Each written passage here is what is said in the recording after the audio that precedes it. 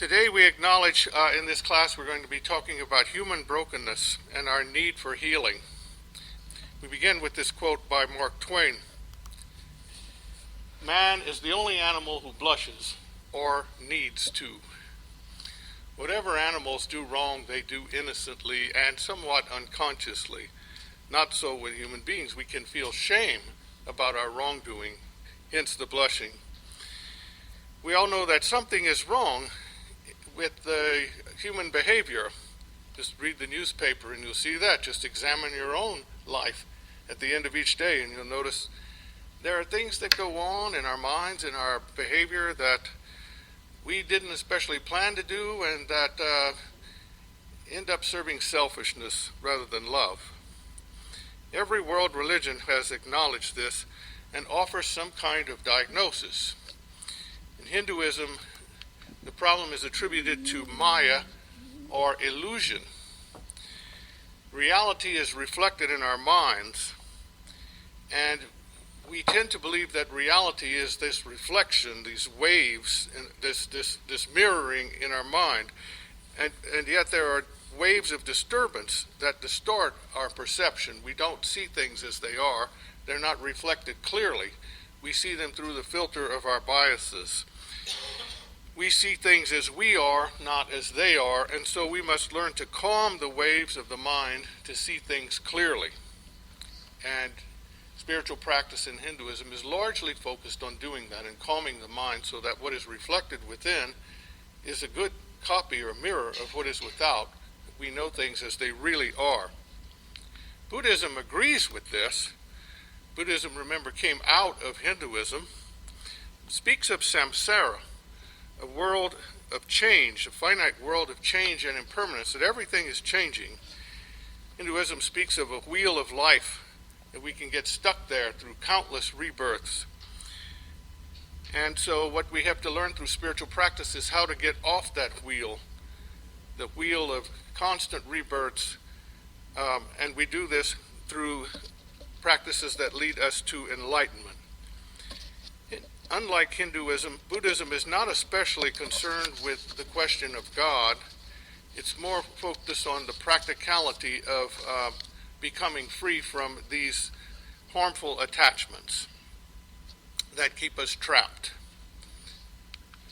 In the Judeo-Christian Islamic tradition, the diagnosis is attributed to sin.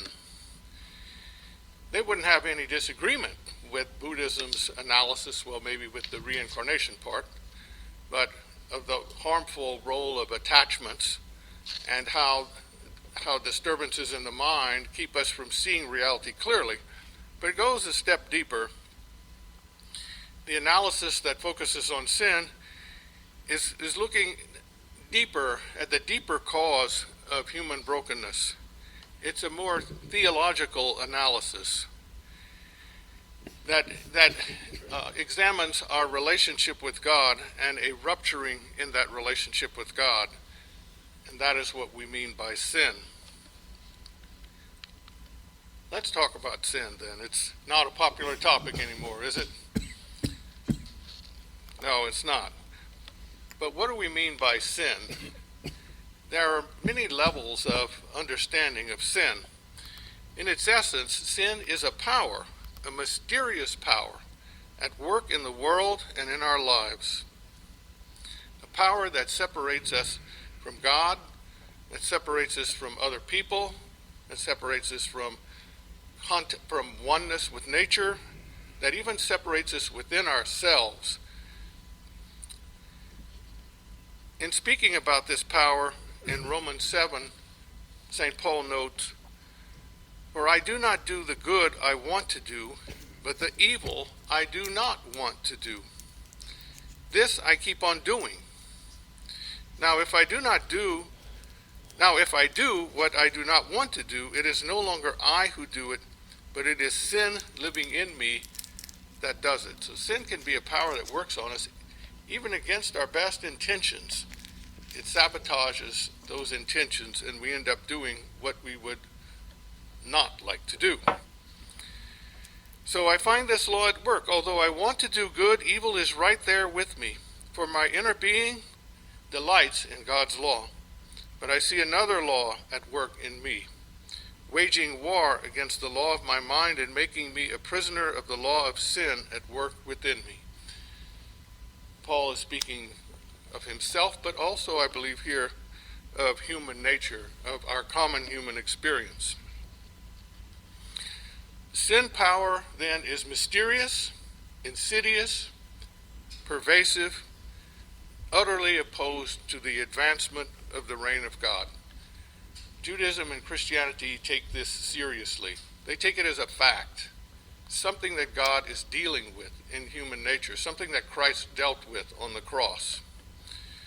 It's more than just ignorance.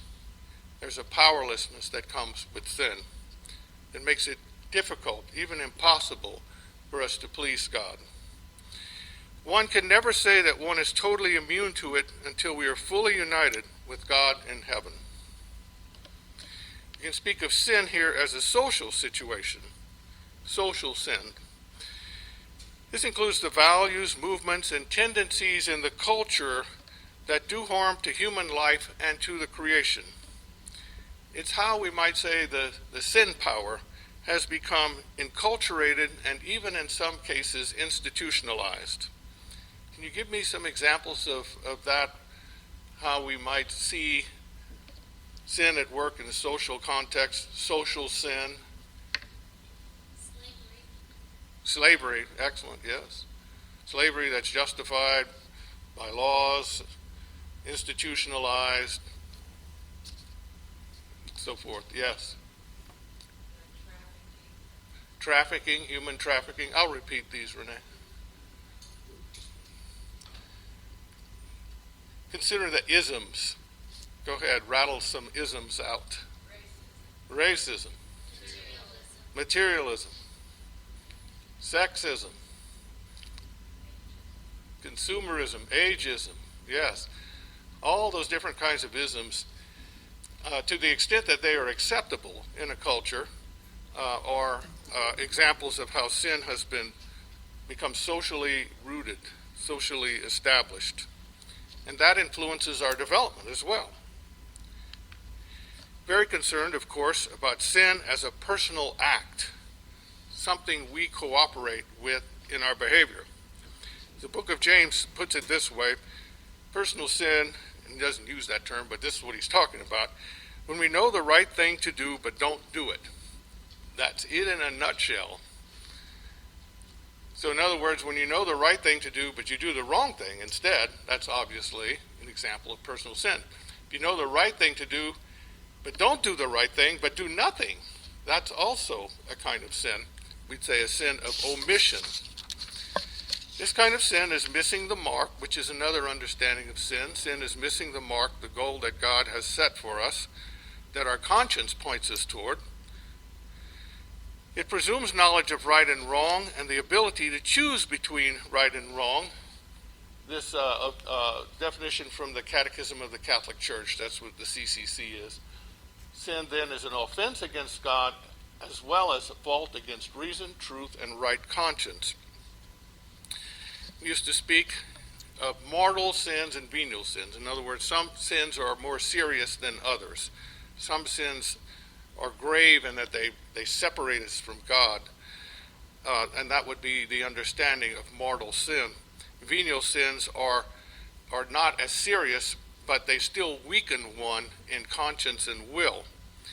And so if you become habitually caught up in venial sin, then you're more likely to commit mortal sin. And years ago it was common to list what kinds of acts were mortal sins and what kinds of acts were venial sins, and at least when I was in Catholic school, that's how we did things. And there was recognition that it wasn't just an act, it was also your willingness to cooperate in the act. So missing Mass on Sunday was what kind of sin? Mortal sin. But what if you were sick? Oh, well, okay, then, yeah. I mean, there were extenuating circumstances that could modify the act or even diminish it completely. Personal sin weakens one and makes one more vulnerable to the sin power and a more ready agent of cooperation with social sin. You can speak of original sin. Original sin is a condition of brokenness, of disharmony within, that we're born into. So you see all these different angles and nuances about sin.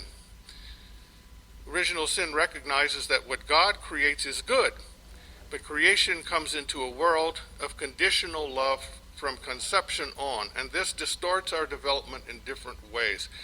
Original sin is about how our human nature is wounded by non-love, or to use another term, conditional love. And that'll be the focus we take today. As a result of original sin, we develop what we're going to reflect more on here as the false self system, which is another way of talking about the consequences of original sin or our human brokenness. It's a way of talking about it that's more congruent with our appreciation of modern psychological insights into human nature.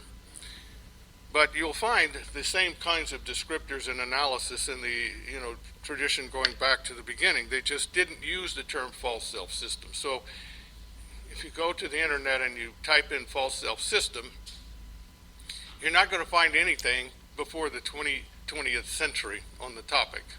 And even then it will be late 20th century that the term begins to be used, because I think it speaks more to a modern understanding of human nature, even though it certainly connects with older traditional understandings. False self-system is a conditioning that we develop to compensate for the pain and disharmony of original sin and social sin. In other words, it's not a real self. Those of you in the spiritual director formation class, we are talking about self a lot in there, aren't we? False self-system is not a self in that sense. It is, in essence, an inner commitment to make oneself okay by having, getting, associating with, doing, being better than. It's like putting our money on adding something to our lives to correct the disharmony we experience within. It pervades self-image, emotion, memory, imagination, the realm of the psyche. We're going to talk about all this some more. I'm just running through it now. It biases the functioning of the human spirit. Remember, the human spirit is where we experience ourselves as conscious awareness, the realm of the intellect and the will. And so when our human spirit is working right, we can speak of one who is authentic. Well, sin moves us in the direction of inauthenticity. So even at the level of human spirit, we are living a lie, you might say. In fact, a wonderful writer, Scott Peck, wrote a book years ago called People of the Lie. Have any of you read that? It's an excellent book and study of evil. In the false self-system, we are inherently suspicious of grace and unconditional love because we just haven't contacted it anywhere and we don't really believe it exists. The false self-system is very wary of that. So, and it makes us vulnerable to evil spirit. Evil spirit, that mysterious realm, the supernatural, that is also opposed to God and the things of God. Using this diagram we have had earlier, this was the diagram we used in the first class to talk about the different levels of human experience. Let's see, there we go. And so we have, organism, psyche, spirit, the realm of the mind, the Holy Spirit dwelling within. Last class we talked about theosis, or spiritual transformation, how all those levels become transformed by grace. And what we're acknowledging here is that that's not all that's going on. That there is something else going on that creates disorder and disharmony in our inner experience. These blocks within, these shadowy realms, you might say, of inner brokenness that works at the level of spirit, psyche, and organism that makes it difficult to for us to really meet those needs properly. And we're acknowledging to this character, evil spirit who works in and through the false self system. False self system, you might say, belongs to the devil in some way. It's the way that the devil pushes our buttons within. And so the more we're healed of that, the less vulnerable we are to evil spirit. Okay? So a closer look then, how did this get started? How do we develop this false self system? And I developed this understanding in large part through my years of work with alcoholics and drug addicts, and what I learned about myself as well. in looking at adult children of alcoholics and their woundedness, I could say, even though I'm not an adult child of an alcoholic and am not an alcoholic myself, I have the same disease as they do. It just wasn't caused by alcoholism or being raised in an alcoholic home, but I've developed exactly the same characteristics as them. And so as I began to reflect on that, I came to see that there was something going on here that we were naming with adult children of alcoholics, but that was just one manifestation of a much larger experience that every human being had to some extent, that we all do grow up in an environment that is characterized by non-love that wounds us.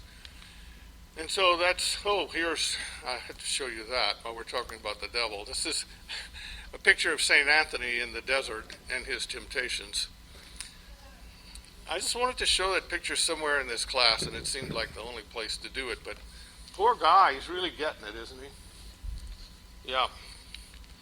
Okay, so origin of the false self system begins with the perception of being conditionally lovable.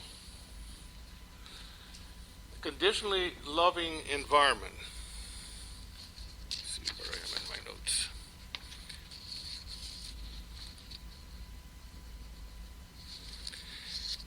We highlight perception. The perception is that we are conditionally lovable. And the formation of our consciousness, our psyche, even our bodies, happens in the context of this perception. You might keep that word perception in mind. It's not saying that the perception is wrong. It's not. There is conditional love out there. But if it's the perception of conditional love that wounds us, then what is it that heals us? The perception of unconditional love. Yeah. So that's how this whole thing gets reversed. So I'll plant that little seed from the beginning. So how do we experience this conditional love? We might consider here our human development. And everything we do as we grow is giving us feedback on two levels, the levels of personhood and behavior. Personhood is who you are. Behavior is what you do. And they're not the same thing. Who you are is one thing and what you do is another.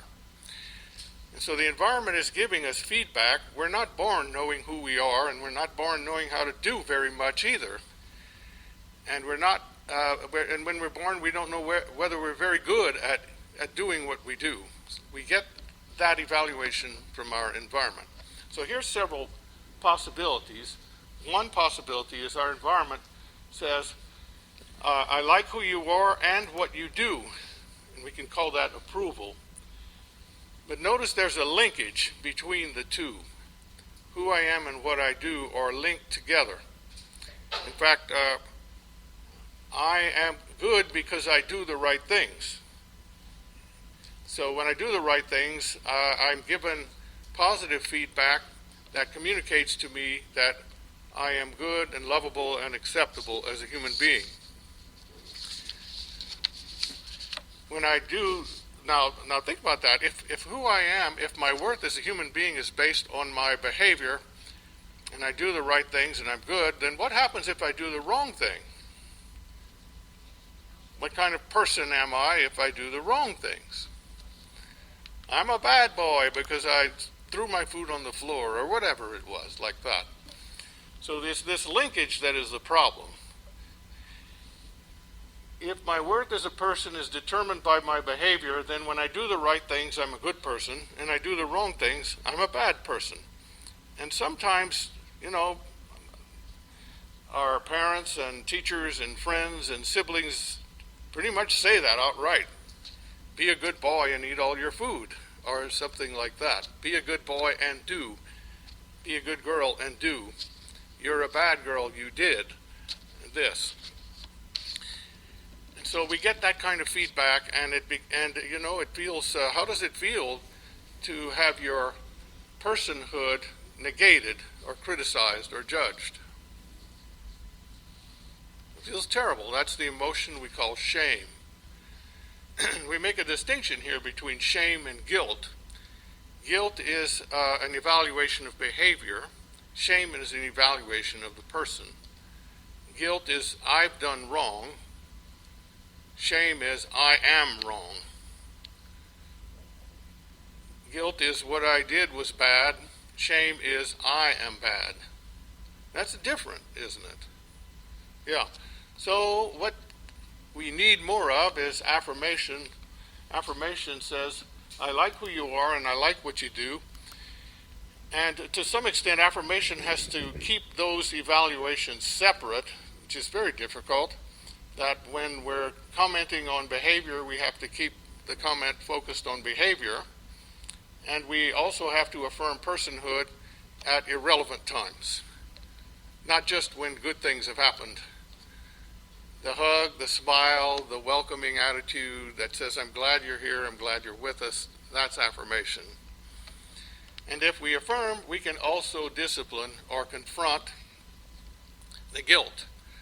We confront misbehavior, which needs to happen for children, for adults, all the way up, right? Sometimes the behavior of another bothers us and we need to say something about it, but can we do it without judging the person, without dragging that into the feedback that we give? So you might say affirmation and discipline give us a profile of what unconditional love would look like. If we were born into a world where we were affirmed and disciplined, well, we wouldn't be so broken. We'd get it somewhere else. We'd get wounded somewhere else, but at least in our homes we wouldn't be. And approval and shame give us a profile of what conditional love is like. Now, where and when does this happen in our development? How early do you think it begins? When? Infancy, certainly. Anyone think it happens before? Like even in the womb? Yeah, listen to this. Let me get these papers straight. Winifred B. Lucas, PhD, is one who has researched regression therapy. Regression therapy is when you use hypnosis in counseling to regress a person to an earlier part of life where they can get in touch with experiences that are sort of out of their conscious memory. And so you follow a feeling to its earliest roots. It's been going on for a long time. They've been doing this for decades. Research into the prenatal period and birth has been more comprehensive than in any other area of regression work. Because such memories can often be validated, exploration of prenatal and birth memories has special appeal for the researcher.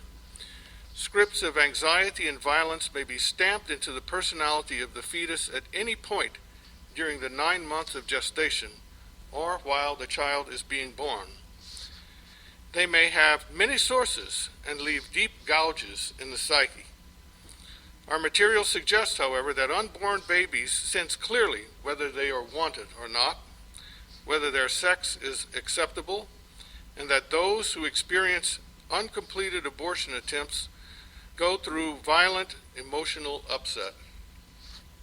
In fact, some of the research found that suicidal teens who were like suicidal at the same period every year became so right about the time when their there had been an abortion attempt, an unsuccessful abortion attempt. And once they learned this, then they were more free to let that kind of feeling go.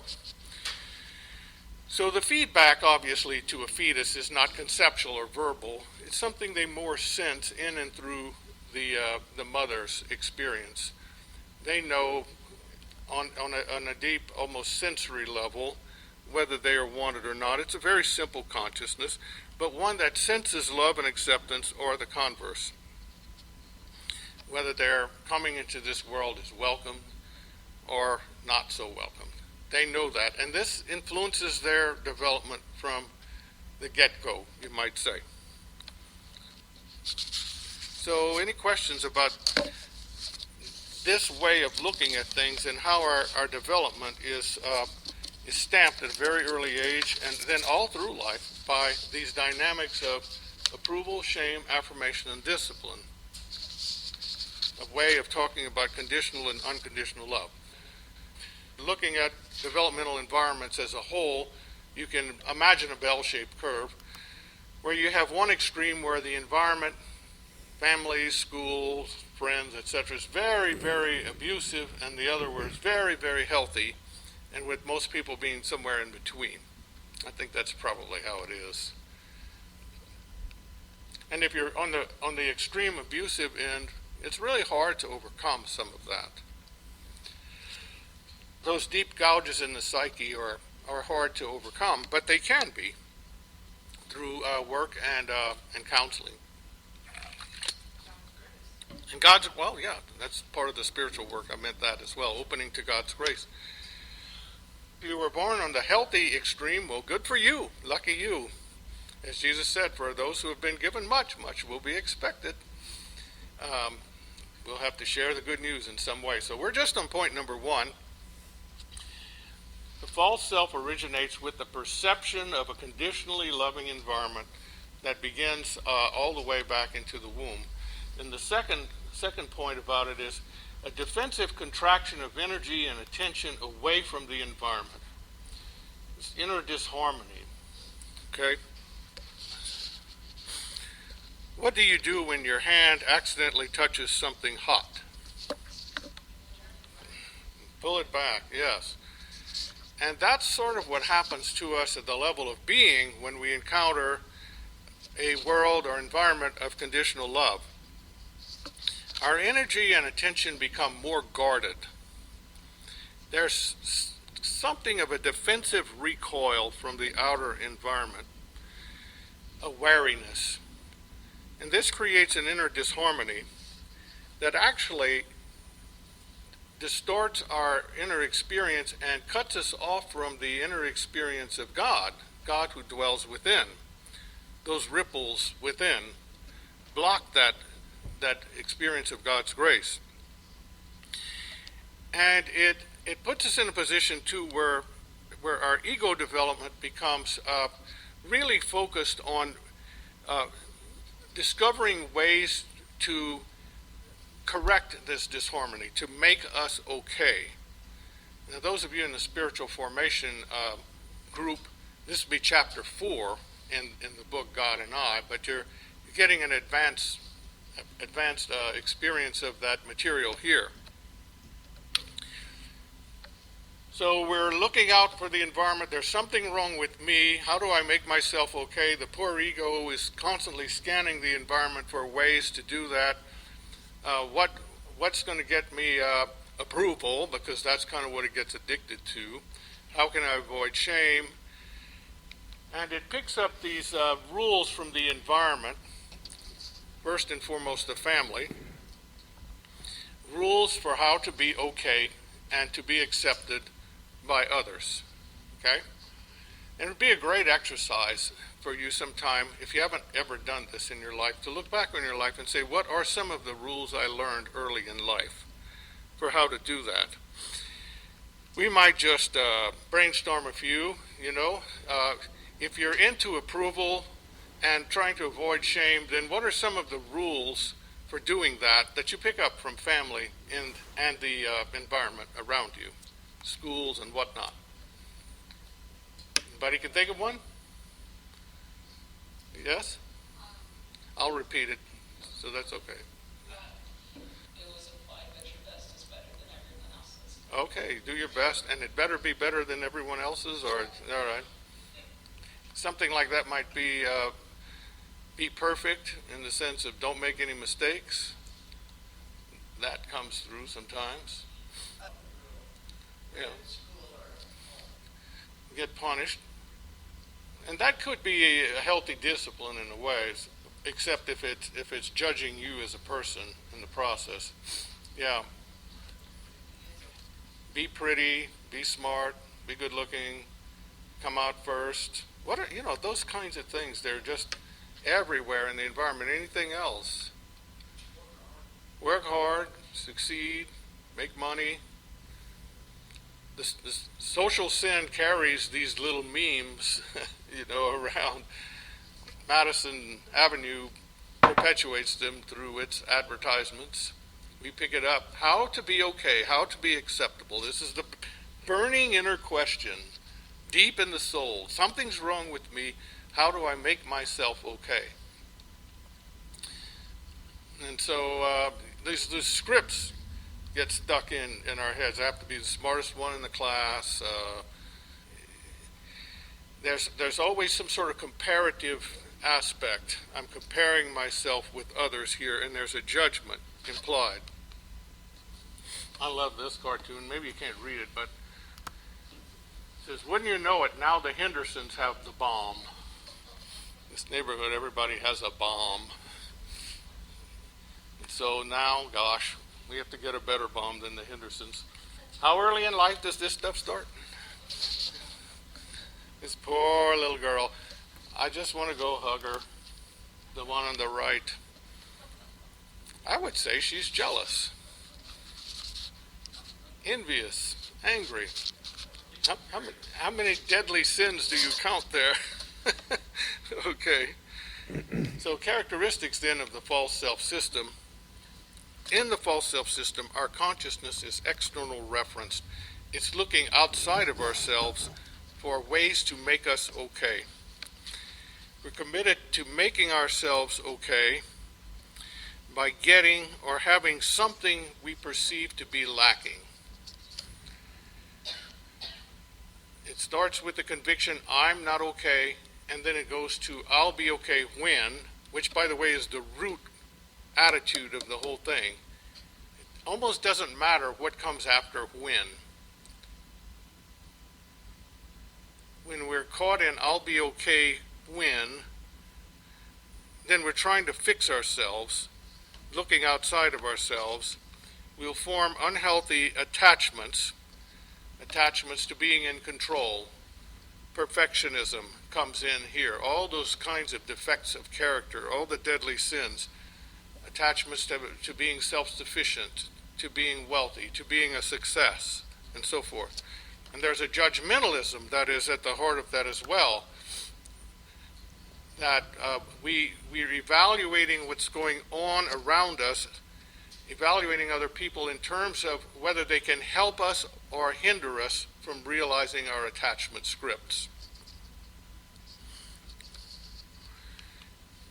Sometimes the attachments do give a payoff. We feel good for a while when we succeed. We feel good for a while when we get approval. It's like a drug. But then it wears off and you need more and more of it. And we're ultimately unable to resolve inner disharmony and pain. And after a while, a kind of a depression and despondency sets in, and we learn to use mood-altering experiences to numb this pain. Mood-altering experiences, anything that artificially shifts our mood so we get out of touch with our inner experience. Can you name some mood-altering experiences? Alcohol is one, absolutely. I mean, that changes your brain chemistry. There it is, Shopping can be, yes. Yes. What's another? Drugs. Food. Yes, certain foods, especially high-carb, sugary things. Sometimes work. Work is a big whammy. Work,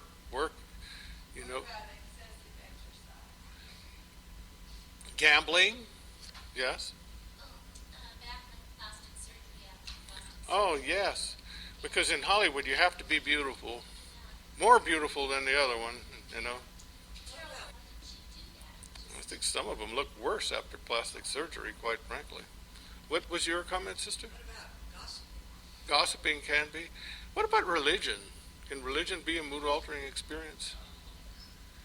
It can be if it takes us out of touch with ourselves. A religion, you might say, without spirituality. Doing religious stuff just to swing our moods. So lots of mood altering experiences.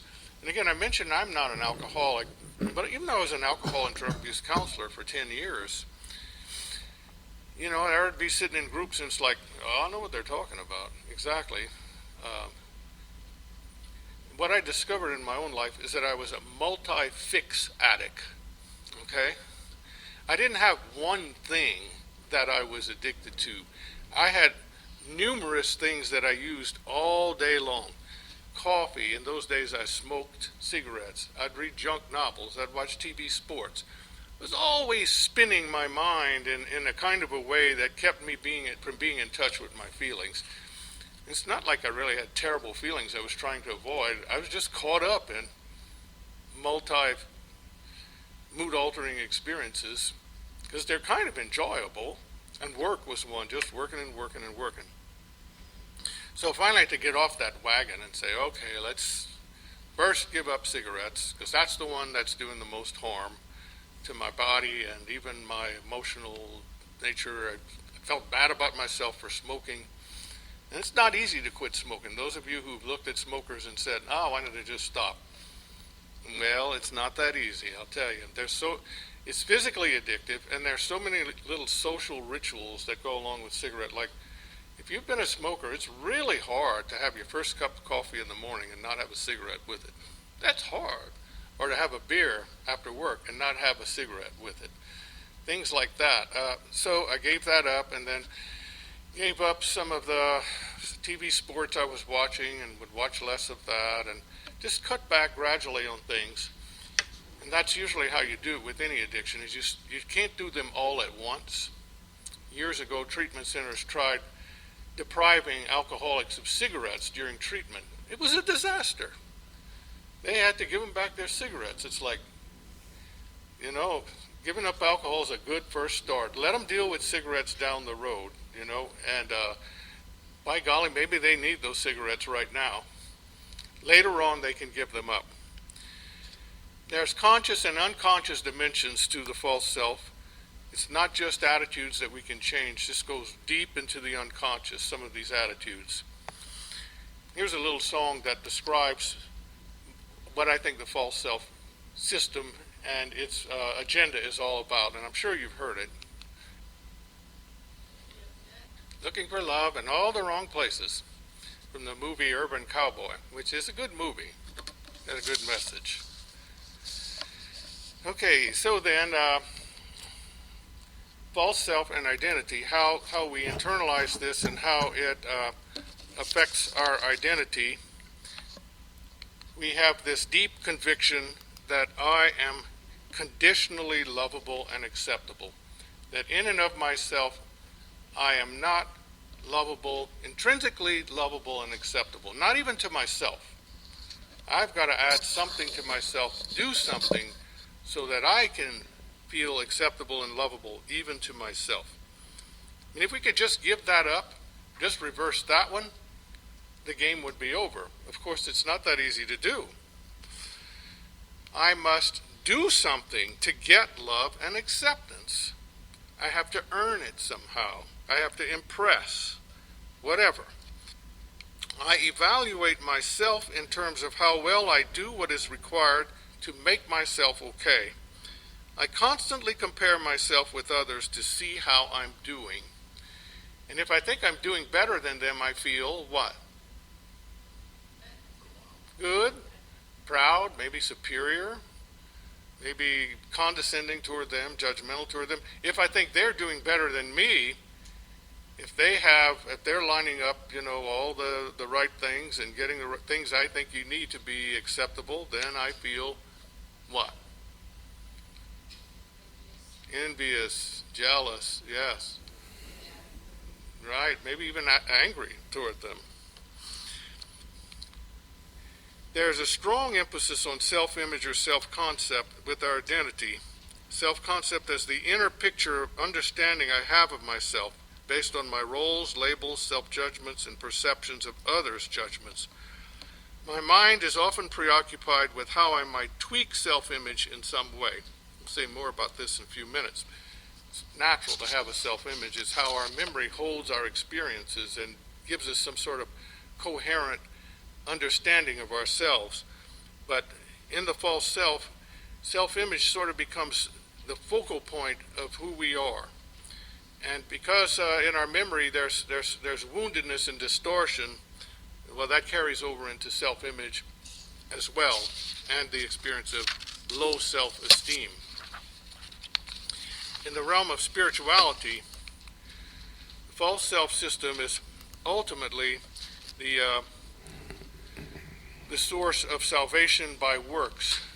Remember, the false self system, in the false self system, my conviction is that I of myself am not intrinsically lovable and acceptable. I have to do something to become lovable and acceptable. Even with God, I have to do something to become lovable and acceptable to God. And lo and behold, religion tells me what the right somethings are that I have to do. And if I just do them, I will have God's approval, and then I am the winner. I go to heaven. If I don't, God judges me and sends me to hell. That's how the false self understands things. This is how it looks at God. And so in the realm of religion, it becomes focused on what St. Paul called the law, of doing all these right things, of checking off all these things to make myself right with God. And what is Paul's message about that? It doesn't work. First of all, you'll never check them all off. It's impossible. And secondly, that's not what makes you right with God. God doesn't go through the checklist to see whether you're lovable or acceptable. God says you already are to me because I created you. And faith says, just accept that. Just accept that. So we'll have a class on faith later on. In false self and spirituality, the ego knows itself more in terms of self-image than through realization of this deeper self and consciousness of grace. We even in spirituality sometimes spend more time telling God who we are and hoping God will agree and fix certain parts of that than listening to God tell us who we are. I remember one of the first 8-day retreats I made, spiritual director told me on the first day, he said, you know, we spend so much time talking to God about who we are. All I want you to do during this 8 days is listen to God tell you who God thinks you are. I said, okay, how will I know it's God? And so, that was the beginning of it. But it's a different change. It's like, how can I know and understand myself and even experience myself as God knows and experiences me? In the false self, we're vulnerable to evil spirit. And I take that seriously. I don't put quotations around evil spirit. I do believe I don't like to talk about this much, but I've certainly seen evidence of it in my life, in my directees' lives, and in the world. A power in opposition to God that wants to derail our relationship with God and places obstacles in our mind and our heart, amplifies certain feelings and thoughts to lead us away from God. And once you kind of take that seriously, sometimes you can become suspicious of what's going on within you and say, I know where that's coming from. Get out of here, you. Back to Jesus we go here. False self-system makes us citizens of the world in the biblical sense. Not the world in the sense of creation. Of course we're citizens of that, but the world in the sense of the fallenness of human culture, those aspects of culture that are about the work of sin rather than the work of grace, that are extensions of the false self, that perpetuate the false self and reinforce it. In the false self system, we are about the idolatry of attachments and addictions. about making ourselves okay through these attachments and about keeping ourselves going through addictions which function as something of a higher power to us. When we need a lift and we need to keep going, we turn to our mood-altering experience. That's what's going to make us really okay, at least for a little while, and that's all we need sometimes is a little while. In a theological sense, we can recognize we can speak of the false self system as put it in the context of understanding something of the consequences of the fall. That's what we're talking about here is, again, this brokenness that ensues from coming into a world of non-love. And somewhere along the line, you have to say, where did this all get started? How did it begin that human beings began to love one another so conditionally, or even abuse one another? Was this God's original intent for us? And if it, of course it was not, we would say. And if God's original intent was that we love one another, then where did things go wrong? And that old story about the fall is trying to say something about that. You don't have to take it as being historically literal, but you have to believe that at some point in human history, there was a rupture in our relationship with God that's rippled down through the ages. And so the first books of the Bible discuss that using mythical language. And a myth, it doesn't mean something that's untrue. It means something that is true. It's a story that is true, and possibly in many cases does have a historical grounding. We're tracing the spread of sin from the fall through the story of Cain and Abel, and then the Tower of Babel, and it just keeps rippling outward more and more. There's the enculturation of sin, becomes part of the way human beings do business with each other. There is a growing weight of sin in the world, so that people who come into the world have a more and more difficult time living a good and holy life. The world is becoming increasingly governed by the power of sin and of the law as unable to restore one to righteousness with God. The law sets out boundaries that enable us to know something of what good and evil are, and set parameters for the covenant we have with God, but ultimately doesn't really fully restore us to right relationship with God. This is, in the Bible, what God is dealing with in Christ and in his redemption, in the incarnation and his redemptive death. It's this whole problem of sin. It wasn't that Jesus just came to give us a good example in teaching, and the Holy Spirit, he gave us the Holy Spirit that we can overcome this. Okay? So we mentioned that Christ destroying this reign of sin. Finally, a few practices. What can we do about this? Well, just I think the game is halfway over when we know what the game is, when we see it for what it is. When you give up the game, you say, I'm not going to do that anymore. I'm not going to live like that. See how the false self-system works in your life. One of the handouts from the website was characteristics of the false self-system. I put up some links for you to examine before this class, and one of them was a handout with characteristics, and you can just go over that to see how we're caught up in it and to honestly acknowledge false self-system motives and actions, to talk about them in spiritual direction. And to do it just, this is the way things are, you know, it's not something I chose, it's something that happened to me, something I got stuck with. No one would ever choose to have that kind of conditioning if they had a viable alternative.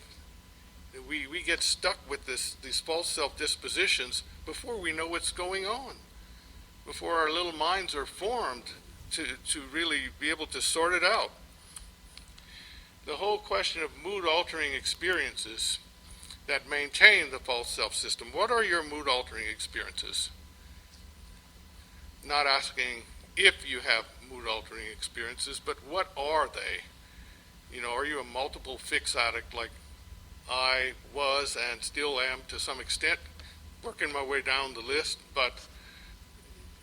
and to me it hasn't meant that I have to give up all this stuff completely. It meant changing my relationship with it, with TV sports. I give up cigarettes. Yeah, that's gone. That's out of my life for over 30 years now.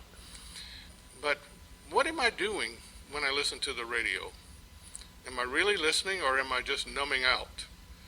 So you have to kind of be in touch with yourself and what you're doing. This practice of confessing wrongdoing done to others, especially others that we have harmed, if this is starting to sound like a preliminary introduction to the 12 steps, well, no apologies, because that's what the steps are dealing with. They're dealing with the whole spectrum of false self-system attitudes and behaviors, and how to dismantle this false self-system, so that in the steps you finish off by saying, having had a spiritual awakening as a result of these steps, or something like that. Spiritual awakening is what it makes possible. Make amends when necessary to avail ourselves of the channels of grace to develop a new spiritual identity, especially, again, the resting in the perception of a God who loves us and accepts us just as we are. Just as we are. That's really the first business of prayer, is that we come to know ourselves in God as one who is loved just as we are. Put your prayer list aside, put everything else aside until you are in touch with that. Spend some time in prayer just doing that, letting God love you, being open to the God who loves you. And every time you come upon an attitude or a thought that says, well, what about this, what about that, let it go. Until the internalization of that is the conviction that I am acceptable, but, not perfect. I am lovable. No, not the best looking person. Yeah, I got some pounds to lose. Not as smart as this one is. Certainly not as wealthy as that one. That's okay. I'm still lovable and acceptable. And there is a peace and an okayness with oneself that comes with that makes life just delightful. Even if you are a little overweight, even if you don't have as much money as so-and-so does, life is okay if we know ourselves as God sees us. Okay? There's a wonderful line in the movie we saw last month, Amazing Grace. John Newton, the person who wrote the song Amazing Grace, had been a slave ship captain. He moved 20,000 slaves out of Africa to other places, and then he had a conversion experience and he gave it all up. At one point he says, I am a great sinner, but Christ is a great Savior. And you could tell that he knew that. He was still bothered by his sins, still deeply regretful, still wanting to make amends, but he wasn't going to throw away, blew it completely with God forever. Christ is a great Savior. He accepts and loves me just as I am, even though I hauled 20,000 people out of Africa to other lands that they didn't want to go to.